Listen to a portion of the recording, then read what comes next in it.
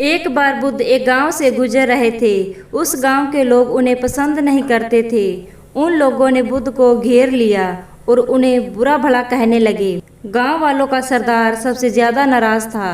वह तो बुद्ध को गालियां ही देने लगा, पर बुद्ध इस सब से बेपरवाह मंद मंद मुस्कुराते रहे। सरदार काफी देर तक बुद्ध को गालियां देता रहा, लेकिन कुछ ही देर में उसका मुंह सूखने लगा, जिससे वह चुप हो गया। यह देखकर बुद्ध बोले, अगर तुम्हारी बातें समाप्त हो गई हो तो मैं आगे बढ़ूं।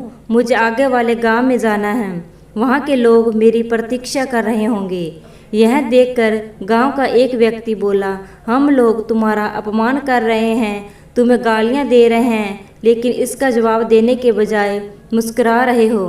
तुम इसकी प्रतिक्रिया क्यों नहीं देते? बुद्ध बोले, वत्स, तुमने आने में तनिक देर कर दी। यदि तुम 10 वर्ष पहले आए होते तो मज़ा आ जाता, क्योंकि 10 वर्ष पहले मैं भी तुम्हारी तरह था। अगर उस समय तुम मुझे बुरा भला कहते, गालियां देते, तो मैं भी क्रोधित हो जाता। मैं तुम्हें इससे भी अधिक गालियां देता। हो सकता है हाथापाई पर भी उतर आता, पर अब मैं आगे बढ़ गया हूँ। अपना क्रोध, घृणा सब पीछे छोड़ आया हूँ। अब मैं उस जगह पर पहुंच गया हूँ जहाँ तुम्हारी गालियाँ पहुँचने में असमर्थ है। तुमने मुझे गालियाँ दी, यह तुम्हारी भावना है, लेकिन तुम्हारी यह भावना मुझ तक पहुँच ही नहीं रही।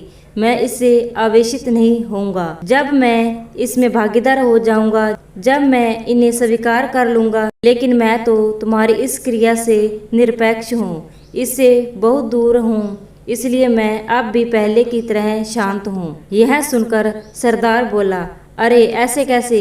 मैंने तो तुम्हें गालियाँ दी है और वो पूरे गांव वालों के सामने दी है, फिर उसे लेने या न लेने का क्या मतलब है? बुद्ध बोले, वत्स, कल मैं एक गांव में गया था। वहाँ के लोगों ने मेरा प्रवचन सुना। वह बहुत प्रसन्न हुए। गांव का मुखिया मेरे लिए मिठाई लेकर आया और उसे खाने का आग्रह करने लगा। मैंने कहा कि मेरा पेट भरा हुआ है, इसलिए मैं इसे ग्रहण नहीं कर सकता। यह सुनकर व्यक्ति मिठाई वापस लेकर चला गया, क्योंकि जब तक मैं कोई चीज लूँगा ही नहीं तो कोई मुझे कैसे दे पाएगा। इसमें तो मेरी सहमति आवश्यक है ना? हाँ, ये तो है। एक व्यक्ति ने बुद्ध का समर्थन किया। बुद्ध ने पुनः पूछा, जब मैंने मिठाई लेने से मना कर दिया तो उन लोगों ने उसका क्या किया होगा? उन्होंने मिठाई अपने घर वालों में बांट दी होगी। एक व्यक्ति ने जवाब दिया। बुद्ध ने कहा, ठीक कहा तुमने। उस मिठाई की तरह ही तुम मेरे लिए गालियां लेकर आए हो और चाहते हो कि मैं इन्हें ग्रहण कर लूं, पर भाई मैं इन्हें लेता ही नहीं। अब बताओ तुम इनका क्या करोगे? उस व्यक्ति के पास इसका कोई जवाब नहीं था। बुद्ध पुनः बोले, मुझे तुम पर दया आती है वत्स। अरे क्रोध तो मुझे तब आएगा जब मैं ये गालियाँ ले लूँगा, और जब मैं गालियाँ लेता ही नहीं तो क्रोध का तो सवाल ही नहीं उठता। बुद्ध की बातों पर सरदार ने कोई प्रतिक्रिया नहीं दी। शायद वह कुछ सोच रहा था। बुद्ध बोले, मैं अपनी आंखों से देख रहा हूँ कि गाली एक कांटा है, जिसे देने वाला व्यक्ति और लेने वाला व्यक्ति दोनों क्रोध से पागल हो जाते हैं। तो फिर तुम ही बताओ कि मैं आंखें रहते हुए भी कैसे कांटों पर चलूं? आंखें रहते हुए मैं कैसे गालियां ले लूं? और होश में रहते हुए मैं कैसे क्रोधित हो जाऊं? इसलिए मुझे क्षमा करो वत्स, मैं तुम्हारा उपहार ग्रहण करने में असमर्थ हूँ। कहते हुए बुद्ध ने अपने हाथ जोड़ दिए।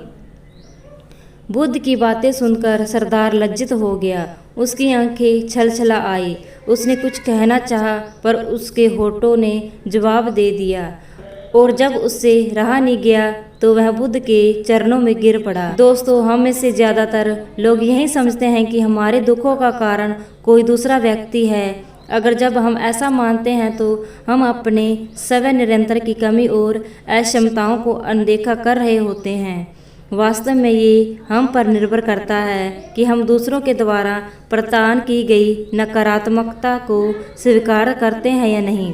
अगर हम नकारात्मक को स्वीकार करते हैं तो हम अपने पैरों पर ही कुल्हाड़ी मारते हैं, और जब हम उसे अस्वीकार कर देते हैं तो घृणा, क्रोध, हिंसा हर किसी से मुक्त हो जाते हैं।